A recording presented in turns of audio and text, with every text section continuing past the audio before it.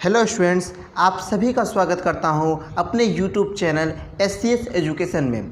तो दोस्तों, अभी जो हम लोग जानने वाले हैं, आज जो आप लोग वीकली टेस्ट दिए हैं अपना नामा, आज उसकी हम लोग आंसर की को जानने वाले हैं, किस क्वेश्चन के क्या आंसर थे। क्योंकि बहुत सारे स्टूडेंट का जो है रिस्पॉन्स रॉन्ग आया है, बहुत सारे स्टूडेंट का सही आया है। तो आप लोग जानना चाहेंगे कि उस क्वेश्चन का क्या आंसर सही होगा। तो इसी के लिए हम लोग आपको एक आंसर की प्रोवाइड कराएंगे, जो इस वीडियो के द्वारा आपको बताई जाएगी कि आप लोगों का किस क्वेश्चन का क्या आंसर सही था। फिर मैं आपको दिखाऊंगा कि इस स्टूडेंट का क्या रिस्पॉन्स था। तो चलिए हम लोग अपने इस वीडियो को स्टार्ट करते हैं। तो टेस्ट जो हम लोग लिए थे गूगल फॉर्म क्यूज पर लिए थे, जिसका आप लोगों को लिंक प्रोवाइड हमारे व्हाट्सएप ग्रुप एंड यूट्यूब के कम्युनिटी टैब में आपको दिया गया था, और आप लोग वहां से लिंक को कॉपी करके आप लोग अपना टेस्ट को रिस्पॉन्स किए थे। तो हम लोग उसी के आंसर की को भी जानने वाले हैं। तो चलिए हम लोग अपने वीडियो को स्टार्ट करते हैं और अपने आंसर की ओर बढ़ते हैं। आप लोगों को जो ग्रुप में लिंक मिला था, आप लोग उस पर जैसे ही क्लिक किए होंगे तो आपको नाम, class, board and mobile number और एड्रेस आपका फिलअप करने के लिए बोला गया होगा। तो आप सभी सबसे पहले सबको फिलअप कर दिए होंगे, तो हम भी सबको सबसे पहले फिलअप कर देते हैं।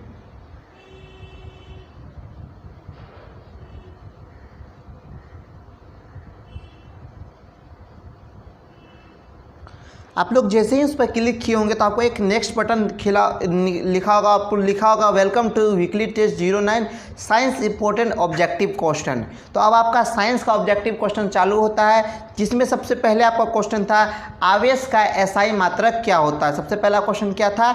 आवेश का एसआई मात्रक क्या होता है। तो इसका जो आंसर होगा वो होगा हमारा कूलम। क्या होगा? कूलम। आप लोग बहुत सारे स्टूडेंट का सही रिस्पॉन्स देते हैं, मैं आपको रिस्पॉन्स भी दिखाऊंगा। अब सेकेंड क्वेश्चन हमारा था दूध से दही बनना कैसा परिवर्तन था। सेकेंड क्वेश्चन हमारा क्या था? दूध से दही बनना कैसा परिवर्तन था। तो इसका आंसर होगा हमारा रासायनिक परिवर्तन है, कि हम लोग दूध से दही बना लेते हैं, फिर हम लोग दही से दूध नहीं बना सकते हैं। तो इसको हम लोग क्या बोलेंगे, कैसे परिवर्तन बोलेंगे? इसको हम लोग रासायनिक परिवर्तन बोलते हैं। ये आपके एग्जाम के लिए बहुत इंपॉर्टेंट ऑब्जेक्टिव क्वेश्चन है। उसके बाद हम लोग थर्ड नंबर क्वेश्चन की ओर बढ़ते हैं। थर्ड नंबर क्वेश्चन हमारा है निम्नलिखित में से कौन द्विविस्थापन अभिक्रिया है। क्वेश्चन थर्ड नंबर हमारा क्या था? निम्नलिखित में से कौन द्विविस्थापन अभिक्रिया था। तो हमारा पहला ऑप्शन था 2H2O + O2 2H2O। दूसरा हमारा ऑप्शन था 2Mg + O2 2MgO। तीसरा ऑप्शन था हमारा H2 + Cl2 2HCl। और चौथा जो ऑप्शन था वो हमारा था AgNO3 + NaCl = AgClNO3। ये हमारा डी नंबर सही आंसर, क्योंकि द्विस्थापन अभिक्रिया में करता है कि रासायनिक अभिक्रिया के फलस्वरूप दो प्रतिफल बनाते हैं, तो हमारा दो प्रतिफल बना, इसलिए हमारा डी आंसर होगा।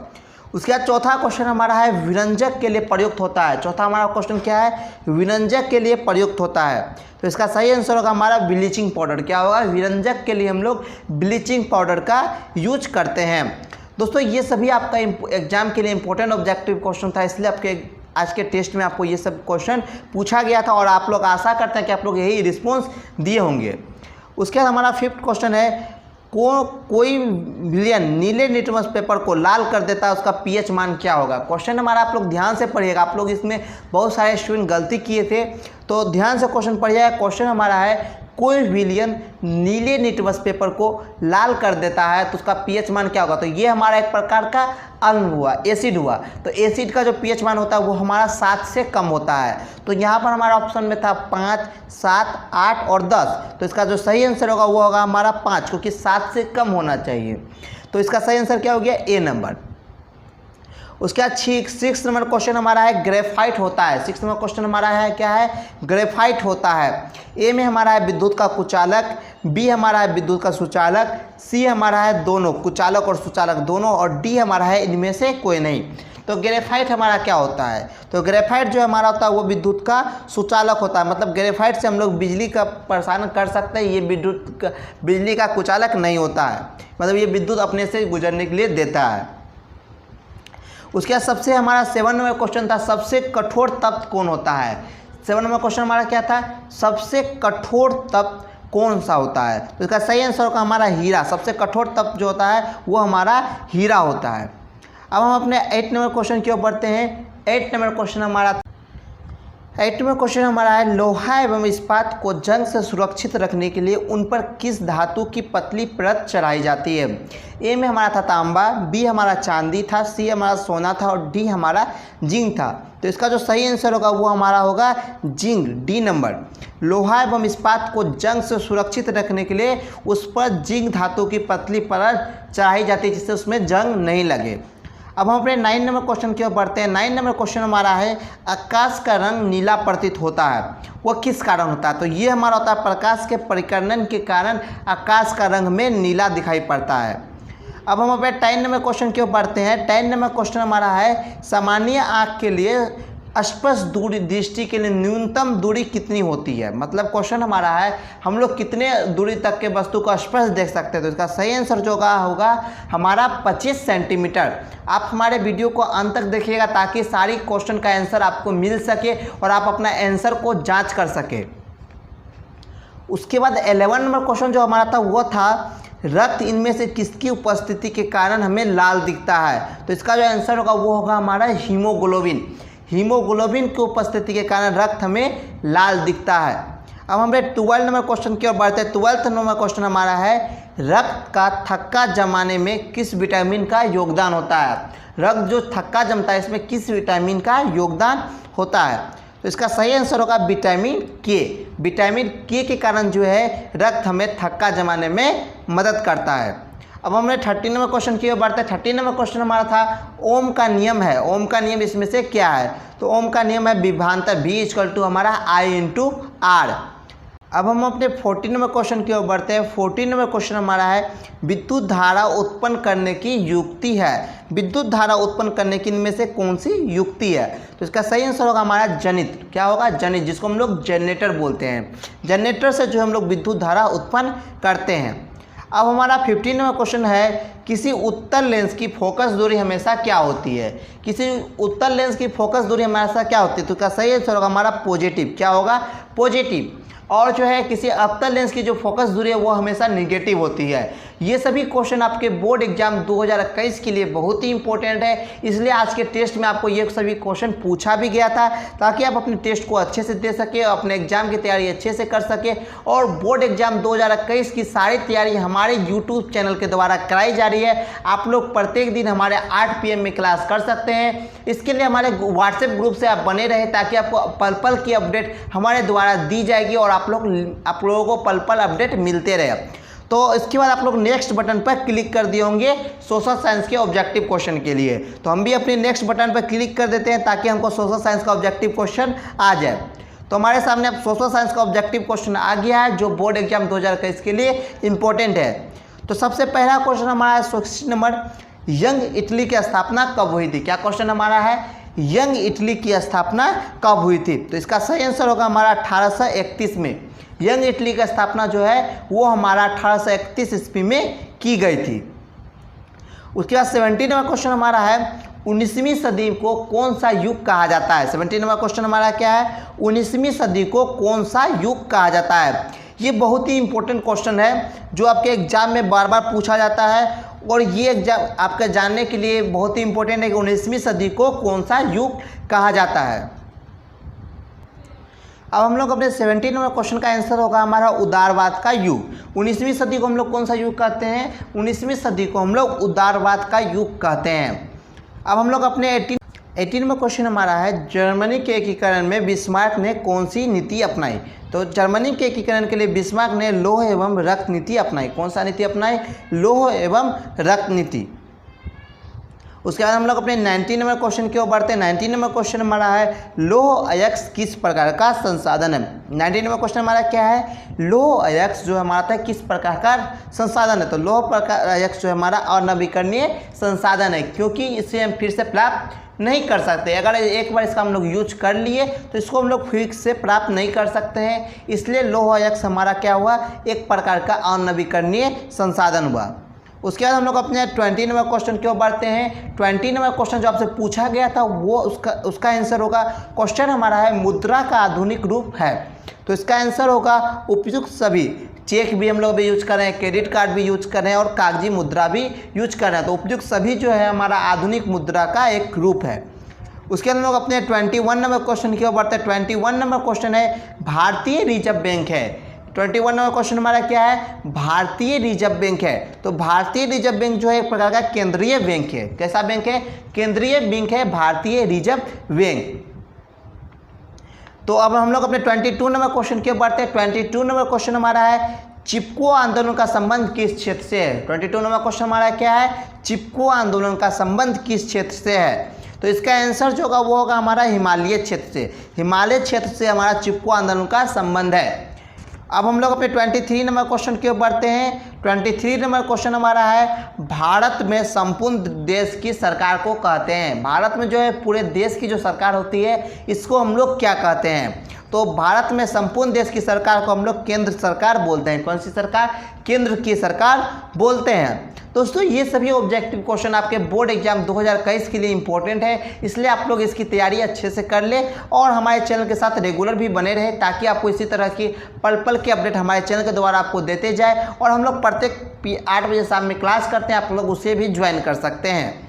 अब हम लोग अपने 24 नंबर क्वेश्चन की ओर बढ़ते हैं। 24 नंबर क्वेश्चन हमारा है भारत की, दोस्तों हमारा 24 नंबर क्वेश्चन था भारत की राष्ट्रीय आय में सर्वाधिक योगदान किस क्षेत्र का है। ए में हमारा है प्राथमिक क्षेत्र जिसको हम लोग कृषि क्षेत्र बोलते हैं, बी में हमारा है द्वितीयक क्षेत्र जिसको हम लोग औद्योगिक क्षेत्र बोलते हैं, और सी में हमारा तृतीयक क्षेत्र जिसको हम लोग सेवा क्षेत्र बोलते हैं। तो भारत के राष्ट्रीय आय में जो सबसे ज़्यादा योगदान है वो हमारा है प्राथमिक क्षेत्र। कृषि क्षेत्र का योगदान हमारे देश के राष्ट्रीय आय में सबसे ज़्यादा अधिक है, सर्वाधिक योगदान होता है।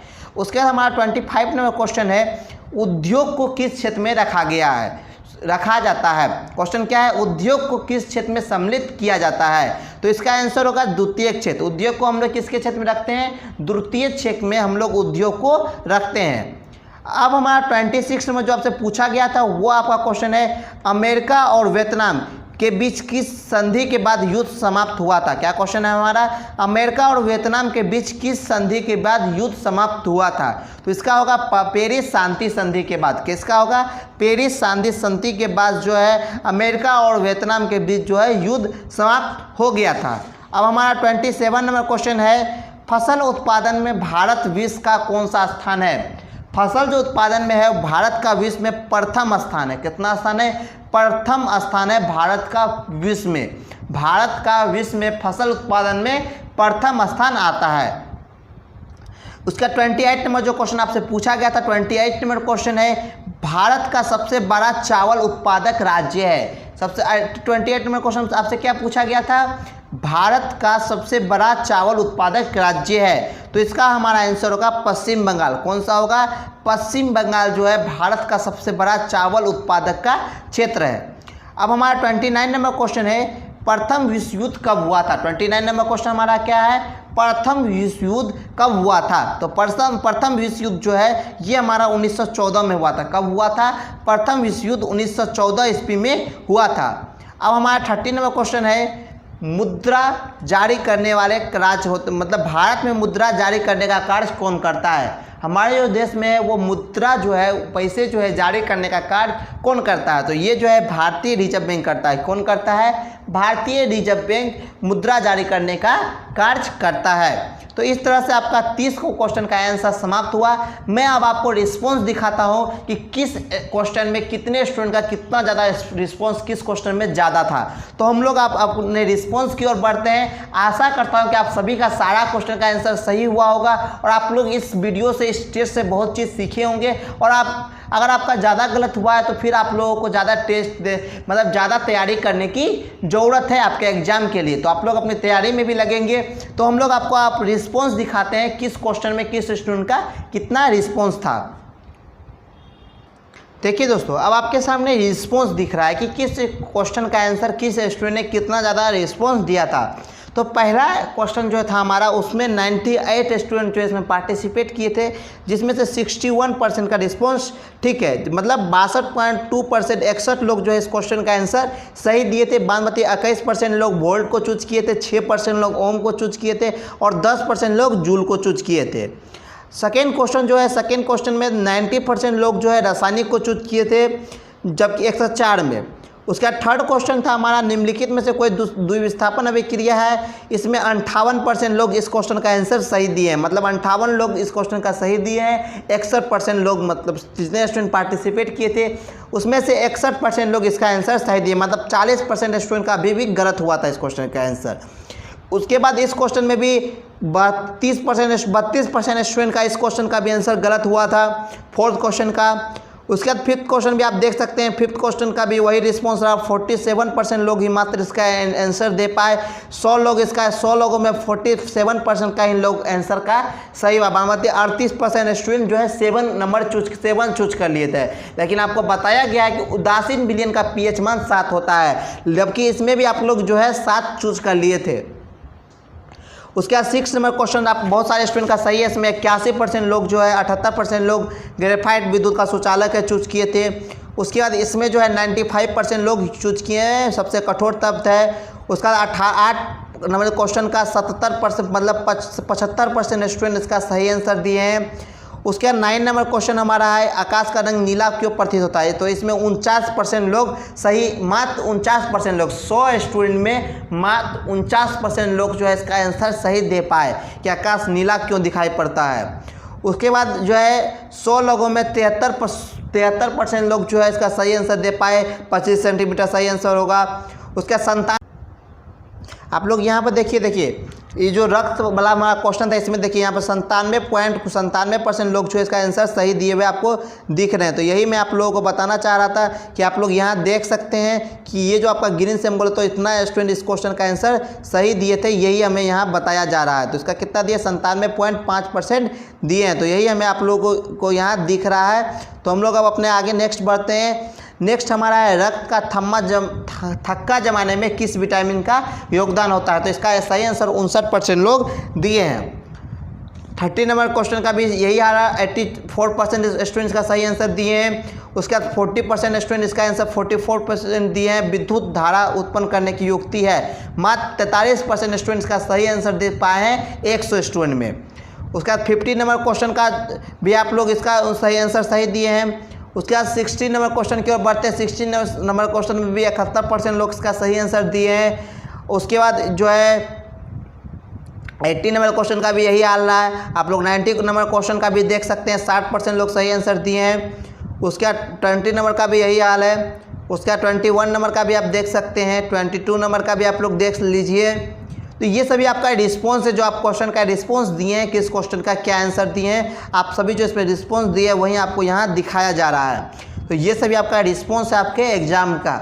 तो हम लोग जो है आपका रिजल्ट जो है आज शाम में 8 बजे प्रकाशित करेंगे, किस स्टूडेंट का कितना सही हुआ, वो हमारे यूट्यूब पर भी पोस्ट कर दिया जाएगा। यूट्यूब के कम्युनिटी टैब में आपको व्हाट्सएप ग्रुप में भी मिल जाएगा। तो आज शाम में 8 बजे का आप लोग वेट कीजिए, तो मिलते हैं। अगर यहाँ तक में किसी को कुछ क्वेरी है तो आप लोग हमें बता सकते हैं कि अगर आपका आंसर सही हो तो मैं उसका भी रिस्पॉन्स लूँगा। तो आप लोग हमें जैसे ही क्लास एंड होता है आप लोग हमें बता दीजिएगा, ताकि मैं आप लोगों का रिस्पॉन्स ले सकूँ। तो हम लोग जो है 8 बजे शाम में आप लोगों का रिजल्ट प्रकाशित करेंगे। तो उसी टाइम में जो है आप लोगों को आंसर तो आप लोगों को बता ही दिया गया है, किस स्टूडेंट कितना सही हुआ है वो शाम में 8 बजे बताया जाएगा। तो अगर ये वीडियो अच्छी लगी और आप लोगों को ये तैयारी रोज चाहिए तो वीडियो को लाइक कर दीजिएगा। चैनल पर पहली बार आए होंगे तो चैनल को सब्सक्राइब कर दीजिएगा। तो बेल आइकन को भी प्रेस कर दीजिएगा, ताकि आपको लेटेस्ट इन्फॉर्मेशन हमारा मिलता रहे। तो मिलते हैं एक नई, तो दोस्तों शाम में 8 बजे मिलते हैं आपके आंसर के साथ, आपके रिजल्ट के साथ, कि किस स्टूडेंट ने कितना ज़्यादा स्कोर किया और किस स्टूडेंट ने कितना ज़्यादा अच्छा आंसर दिया। तो इसके लिए आपको शाम में 8 बजे शाम के 8 बजे का वेट करना होगा। ठीक शाम में 8 बजे आप लोगों का रिजल्ट प्रकाशित कर दिया जाएगा। तो मिलते हैं शाम में 8 बजे। तो तब तक के लिए बाय। और अगर अभी तक आप हमारे व्हाट्सएप ग्रुप से नहीं ज्वाइन हुए हैं तो नीचे डिस्क्रिप्शन लिंक में हमारे व्हाट्सएप ग्रुप का लिंक दिया गया है, आप लोग ज्वाइन हो सकते हैं। साथ में इस वीडियो को ज़्यादा से ज़्यादा शेयर कीजिएगा, ताकि अगर आपके कोई दोस्त जो है एग्जाम दिए हैं और देना चाहते हैं, या 2021 से बोर्ड एग्जाम देंगे, तो सभी के पास ये वीडियो मिल जाए, क्योंकि ये सारा क्वेश्चन बहुत ही इंपॉर्टेंट है। तो आप लोग इस वीडियो को ज़्यादा से ज़्यादा शेयर कीजिए, अपने दोस्तों के साथ शेयर कीजिए, ताकि सभी स्टूडेंट इस क्वेश्चन का आंसर जान सके। तो मिलते हैं शाम में 8 बजे आपके आंसर के साथ। तब तक के लिए बाय।